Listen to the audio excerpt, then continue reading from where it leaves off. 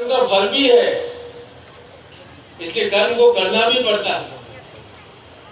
मेहनत, परिश्रम, बुद्धि और ज्ञान के साथ। लेकिन उन्होंने कहा है कि कर्म करो, केवल कर्म करते समय असमय फल की इच्छा रखोगे तो तुम्हारा कर्म बुद्धि से, ज्ञान से, परिश्रम से नहीं हो पाएगा।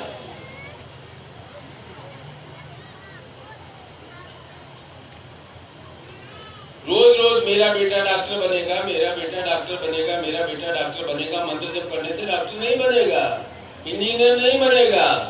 उसको कर्म कराएंगे, उसको पहली क्लास में भेजेंगे, दूसरी में भेजेंगे, ऐसे करते करते तीसरी, 8वीं, 10वीं, 15वीं में जाएगा, तब जाकर के अपने जीवन में वह सफल हो पाएगा और उसका फल उसको 20, 22, 25 साल बाद मिलेगा।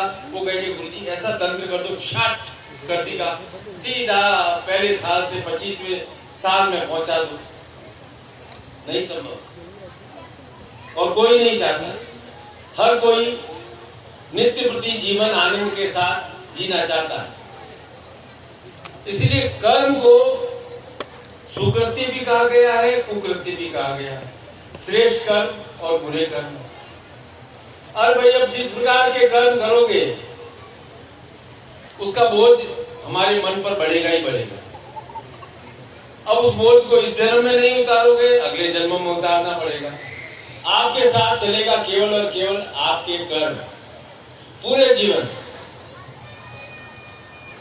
कोई आदमी 40 साल का होता है तब सोचता है काश मैंने बचपन में बहुत मेहनत कर ली होती, पढ़ाई कर ली होती, एग्जाम उस समय अच्छे से दिया होता तो आज मैं कहाँ का कहाँ पहुंच गया होता। तो उसका कर्म का बोझ उसको 40 साल में उठाना पड़ा। कर्म का बोझ नहीं उतरता है तो जीवन में बाधाएं आती है, अकाल मृत्यु होती है, परिवार में कलह होता है। ये सब कर्म बंधन का खेला है और सबके घर में होता है। ऐसा कोई घर नहीं है, पर सब यही विचार करते हैं कि मेरे साथ ही ऐसा क्यों। मैं नहीं कहता केवल पितृदोष ही है, पर कर्म दोष का भाव आपके जीवन में निरंतर और निरंतर चलता रहेगा। उसे समय समय पर उतारते रहना आवश्यक। यात्रा करते कहते हैं ना, जितना कम वजन उतनी यात्रा सरल। तो जीवन का यही क्रम है। जितना अधिक बोझ रखोगे, भार रखोगे, अपने मन को खुला नहीं रखोगे, आपकी जीवन यात्रा उतनी ही कष्टप्रद होगी। कर्म से बंधन मुक्ति का एक ही उपाय है, ईश्वर ध्यान, गुरु ध्यान, पूजा और ज्ञान की शरण। ज्ञान के बिना कर्म बंधन से मुक्ति नहीं मिल सकती है। ज्ञान के बिना कर्म फल का फल भी, कर्म का फल भी प्राप्त नहीं हो सकता। ज्ञान अर्थात गुरु। अब ये चल रहा है कलयुग।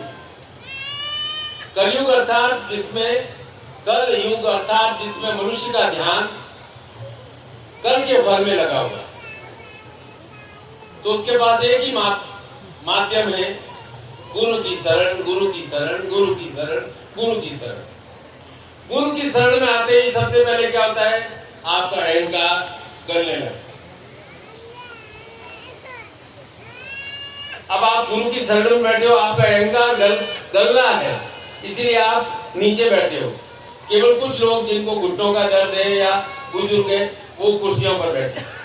पहले आपका अहंकार, नहीं तो आपको कहा जाए कि जमीन पे बैठना है और 4 घंटे बैठे रहना है, आप कहोगे I am officer, I am a businessman, मैं तो एक बड़ा हूँ, मैं कैसे जमीन पर बैठूं, मेरे को तो स्पेशल कुर्सी चाहिए।